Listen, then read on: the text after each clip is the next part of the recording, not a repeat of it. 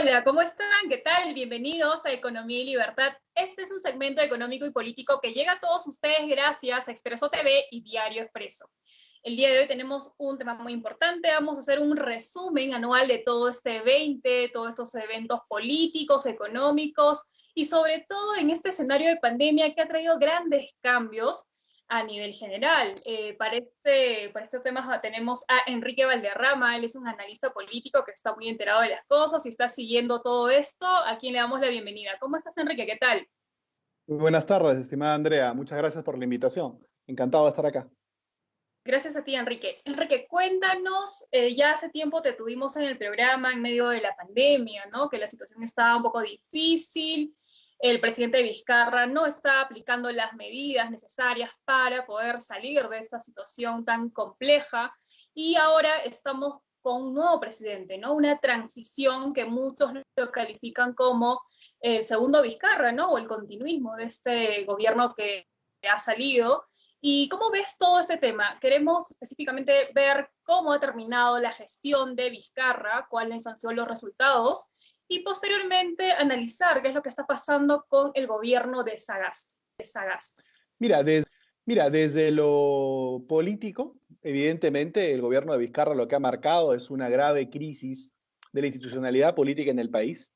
Cuando él ingresó a ser presidente de la República de manera sustitutoria, reemplazando a Kuczynski, que renunció, él encontró sin duda una confrontación muy importante, muy fuerte con un parlamento, sin duda que no tuvo mayores luces, pero que él la transformó en una confrontación que llevó a un cierre inconstitucional del Parlamento en septiembre del año 2019, a gobernar sin ningún tipo de control durante algunos meses hasta que se instaló este Parlamento, con el cual terminó confrontando además Parlamento que, dicho sea de paso, era como el hijo de Vizcarra, básicamente, era su criatura, era su creación, y esta creación termina finalmente decapitándolo cuando las tensiones ya crecieron lo suficiente y cuando además este Parlamento notó, percibió que los poderes conjugados que rodeaban o que sostenían a Vizcarra lo empezaron a abandonar. Hay que recordar que los reportajes aparecidos en Cuarto Poder, en El Comercio, en distintos medios de comunicación afines usualmente a Vizcarra, daban cuenta ya prácticamente de una cuestión casi segura respecto al hecho de que él fuera un corrupto y había numerosos colaboradores eficaces que lo sindicaban. Cuando ellos ven esto y además ven cierta debilidad en sus aliados, en la fiscalía, el Congreso procede a vacarlo.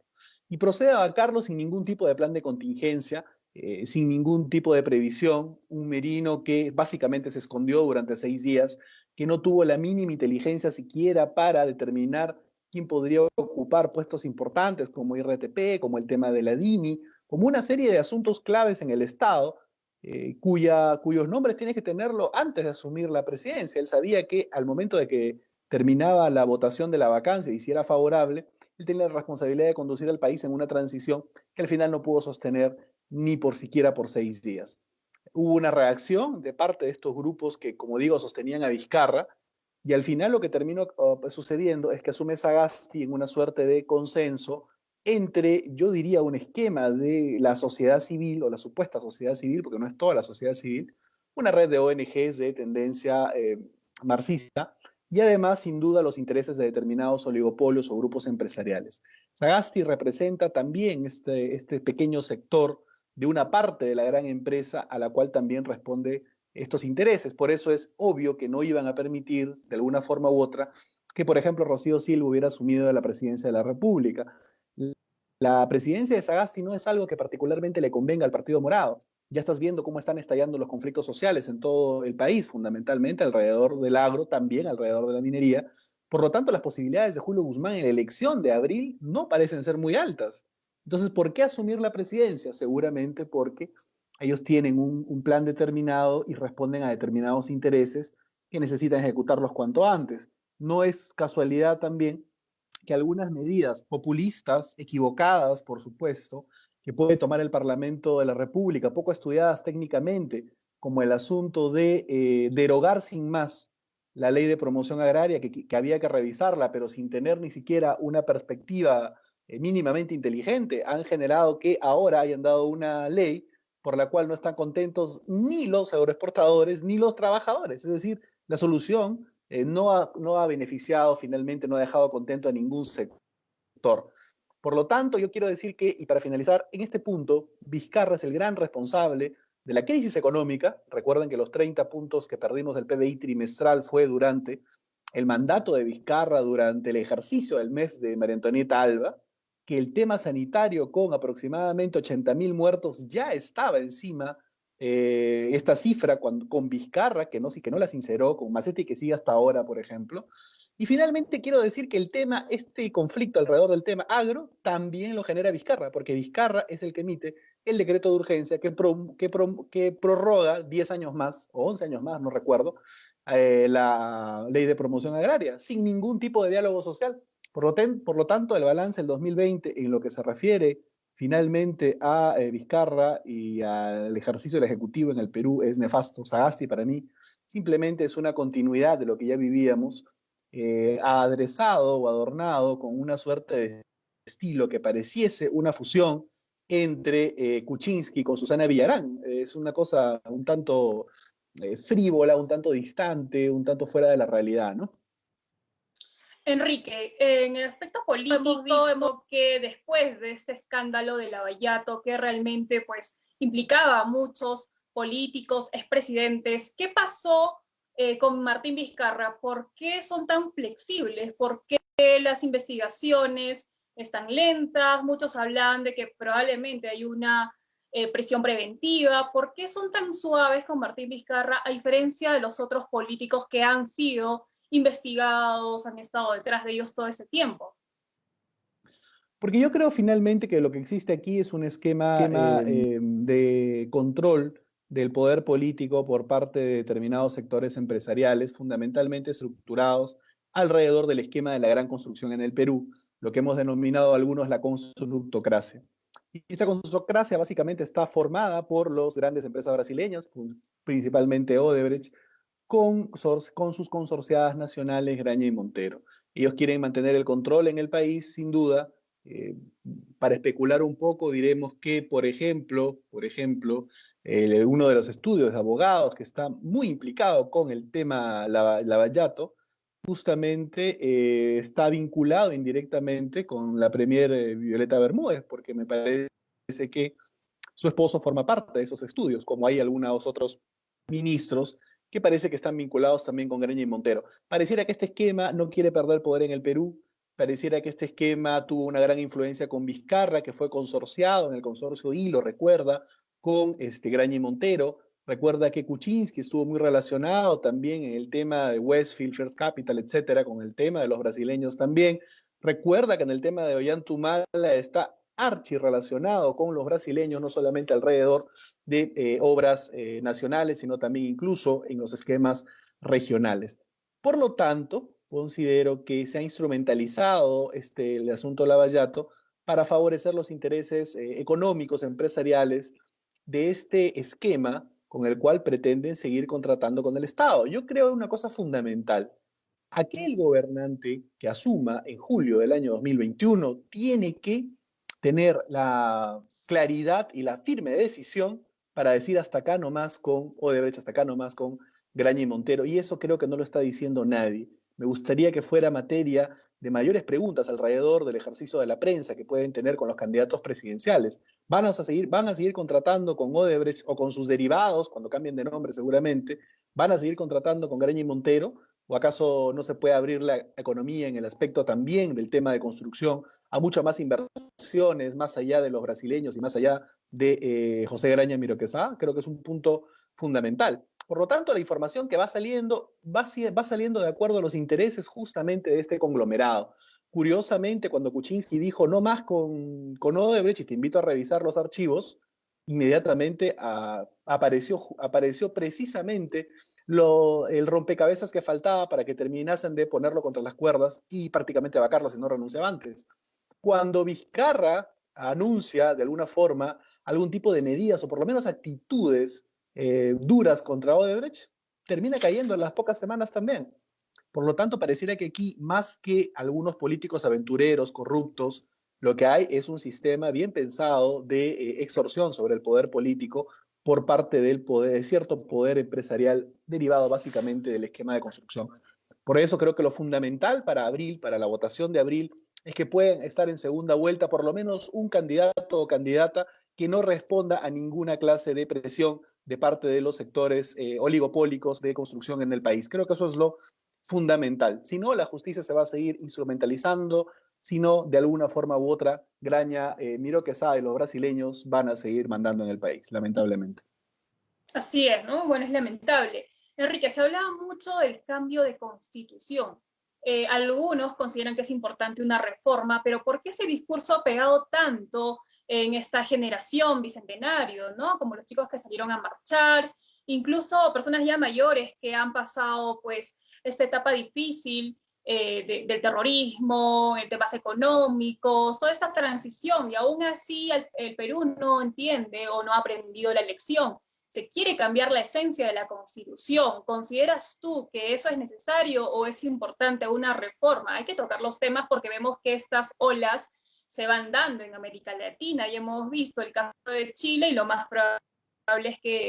Mira, yo me opongo a una segunda urna en abril. Me parece innecesario en este momento ir a un debate que implique una consulta popular alrededor del tema de la Constitución. Acabamos de salir de dos procesos de vacancia, hemos tenido dos procesos porque Kuczynski fue vacado. Si contamos los procesos fallidos, estaríamos hablando de cuántas vacancias, de cuatro mociones de vacancia, una vacancia efectiva y una renuncia presidencial. Hemos tenido cuatro presidentes en el periodo que correspondía tener solamente uno. Bueno, esperemos que Sagasti llegue a abril, porque por la actitud que tiene alguna gente del Frente Amplio o de sectores de extrema izquierda, no estoy seguro si quieren realmente que él llegue hasta abril. Por momentos me pareciese que no. Pero te digo, yo no considero que armar sobre estas condiciones un poder constituyente, un poder legislativo, perdón, sumamente débil, una inestabilidad en el Ejecutivo, una falta de orientación y de orden, poner sobre el tapete el debate de la segunda urna no me parece responsable. Sí creo que hay que empezar a promover la discusión a todo nivel sobre las reformas que el país necesita que impliquen cambios en la Constitución. Obviamente, yo creo, por ejemplo, en la propiedad del subsuelo, yo creo en repensar el proceso de descentralización en el Perú, yo creo repensar muchas cosas que implican necesariamente cambiar, por ejemplo, algunos artículos de la Constitución. Creo, por ejemplo, en la titulación sobre algunos predios a nombre de privados, y eso solamente se hace haciendo alguna modificación en el artículo 70 de la Constitución, por ejemplo. Creo también en el asunto de la bicameralidad, por ejemplo. Creo en el voto voluntario, también sería importante ponerlo en algún momento en el país. Todas estas cuestiones que hay que discutir tienen que hacerse sobre la base de un gran debate nacional que se pueda plantear con un momento importante de tiempo. No podemos hacerlo simplemente de acá a abril, vamos a decir, ya, hagamos una constituyente. Yo creo que es sumamente irresponsable en este momento, sobre todo en un momento en el cual va a agarrarnos la posibilidad de la recuperación económica. Es decir, podríamos nosotros tener algunos índices positivos el siguiente año, pero ¿qué inversionista podría querer venir cuando el Perú atravesaría un proceso de discusión y de cambio constitucional a través de una asamblea constituyente? Yo no lo veo para nada coherente, no lo veo para nada recomendable. Sí creo que hay que empezar un proceso de discusión respecto a lo que tenemos que cambiar, pero por lo menos démonos pues un par de años como para que este proceso pueda escalar a nivel académico, a nivel social, a nivel popular, y luego vamos pensando qué mecanismos utilizamos. Ir a una segunda urna es simplemente dejar que la señora Verónica Mendoza, a sus aliados del Foro de Sao Paulo y el tonto útil de Guzmán nos lleven de las narices a donde ellos quieren. Y yo creo que eso no hay que permitirlo de ninguna manera. Así es. Y con respecto a las elecciones del 2021, ¿no? Si retrocedemos el tiempo, vemos que este escándalo de Lavallato lamentablemente nos llevó a una crisis política que se ha prolongado en todo un gobierno, con la salida de presidentes y todos los escándalos de corrupción que hemos visto. ¿Crees tú que realmente este 2021 se solucione esa crisis política que nos ha tomado casi 5 años, que hemos estado en constantes enfrentamientos? Y otra pregunta sería, ¿no? ¿Qué opinas tú del Congreso de la República? Porque hemos visto las actuaciones hasta el día de hoy, tienen mucha crítica, han perdido legitimidad. ¿Consideras que es importante una bicameralidad para poder desarrollar estas leyes, analizarlas y pasarles un filtro como debería de ser?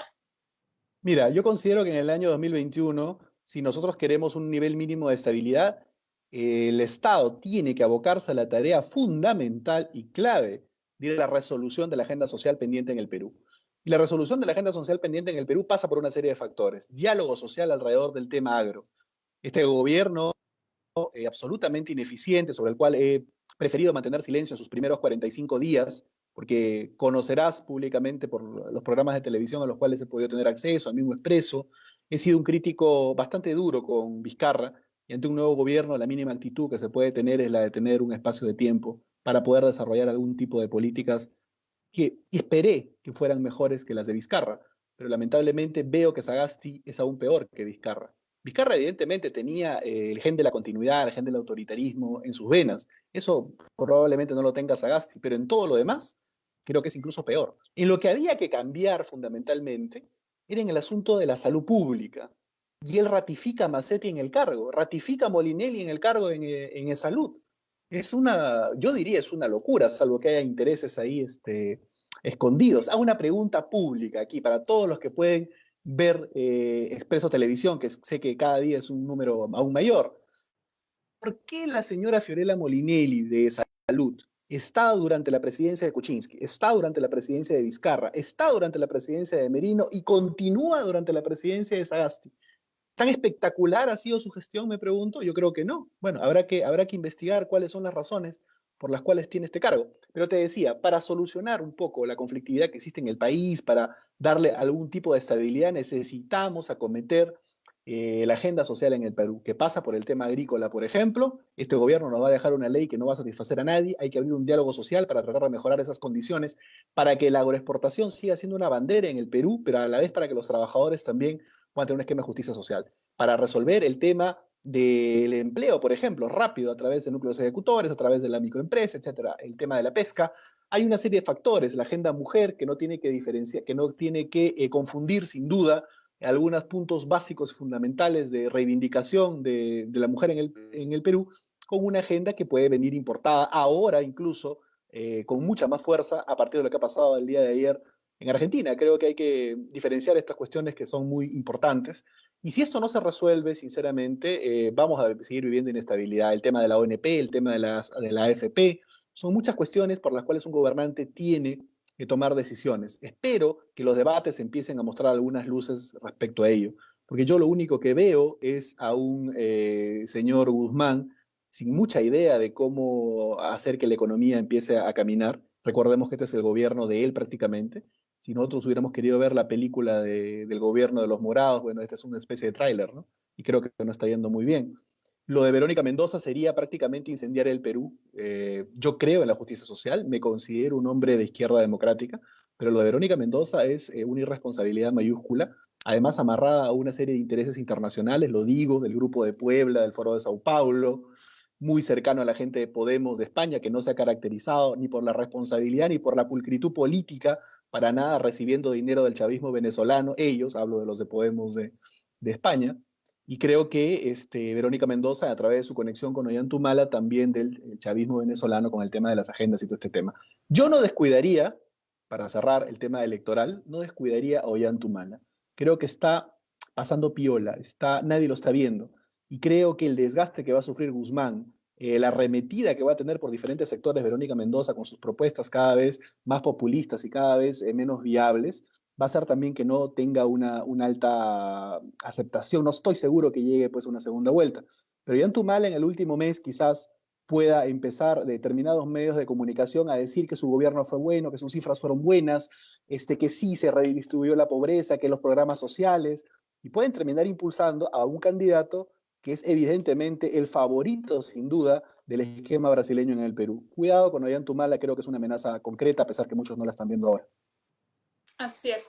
Enrique, y bueno, ya para cerrar este tema, siempre se hace la crítica a los políticos, a la clase política. ¿Cuál sería la crítica a la población, a la ciudadanía que vemos que aún siguen apoyando a personajes cuestionados, como el caso de el señor Martín Vizcarra, expresidente del Perú, que ha sido muy cuestionado, que tiene temas de investigación, pero aún así la gente lo apoya? O sea, ¿cómo explicamos eso, no? Que si realmente queremos un cambio, queremos políticos que realmente sean decentes, con una trayectoria limpia, para ya cerrar esos capítulos oscuros que nos han estancado, ¿no? ¿Cómo explicas todo eso? Bueno, siempre lo más sencillo es tratar de echarle la culpa también un poco a la población y decir que ellos son de alguna manera los responsables de la crisis que vivimos, que en parte lo son, tienen un grado de responsabilidad por no involucrarse en la política, por decidir su voto el último día de la votación, por preguntar en la cola por quién hay que votar, por preguntarle a sus padres, a sus hermanos, a sus primos o a sus amigos por quién votar faltando un día para la elección, sin duda.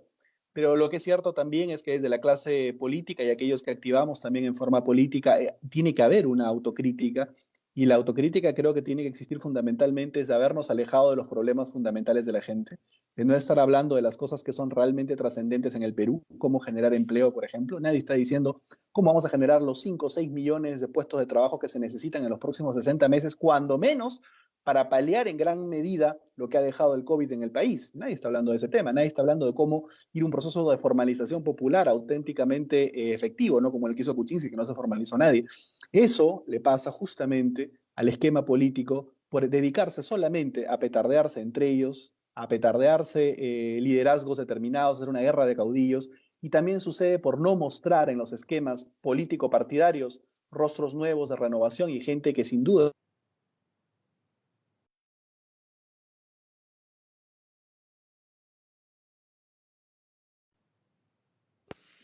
se me fue la conexión. Que hay bastantes personas capacitadas para tomar la posta. Así es. Bueno, Enrique, te agradecemos por este tiempo. Esperemos que la próxima estés con nosotros. Tus palabras finales ya para despedirnos. Bueno, un saludo a todos los que están viendo esta transmisión de Expreso Televisión. Un gran saludo para ti, Andrea, por la invitación y porque cada vez tus programas son mucho más interesantes y mucho más didácticos que permiten a la gente conocer un punto de vista distinto que no se dice usualmente en los medios de comunicación establecidos y usuales. Y un saludo para todos los que nos ven y nos escuchan en Diario Expreso. Que tengan un feliz año, mantengan firme la creencia y la convicción que el Perú puede salir de este gran hoyo en el que se encuentra si votamos a plena conciencia e informados el 11 de abril del año 2021. Muchas gracias. Gracias, Enrique. Bien, amigos, ha sido todo por hoy. Y bueno, con este episodio cerramos ya el año 2020. Tenemos una sorpresa para ustedes. En los próximos meses vamos a traer un programa con debates. Ya le vamos a estar contando en estos días. Agradecemos a todos ustedes y nos vemos el próximo año, que es la próxima semana. Que la pasen muy bien y nos despedimos.